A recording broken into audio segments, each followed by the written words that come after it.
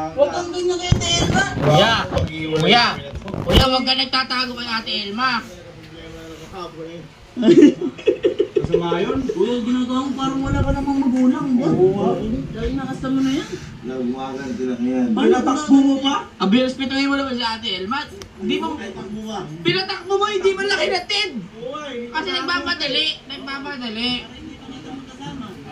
Anong oras yun? Alas 4, nasa CCTV. Pakita mo. Oh, pakita mo. 4:43 AM. Yung picture. Yung video. Tumakbo siya ng 4:51, oh. 451. Puro nakaramdam na nung nagpunta tayo. Oo, boy. Uy, hindi ko alam sa'yo, boy. Oh, tumatakbo. Ba't ganyan yung babae mo, oh? ang bilis. Tago. Boy, tinatakpan pa yung mukha. Tinatakpan yung mukha. Hindi ako yung Ano yung multo? Ha? Ano yung multo? Niloloko ka ate, oh. Oo, niloloko ate. Huli ka na sa akto, kuya. Huli ka na sa akto. Huli ka na.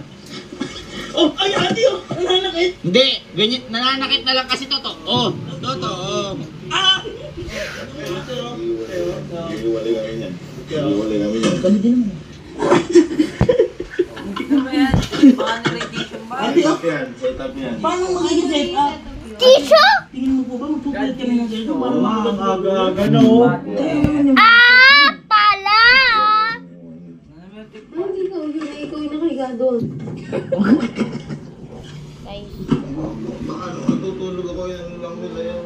Paano naman gagawin nyo? Napakalabo naman. Ang hulmang tao yun. Inahulog po kayo sa dalawa mo kakay! Sumisigila ako. Kagma, ano yun?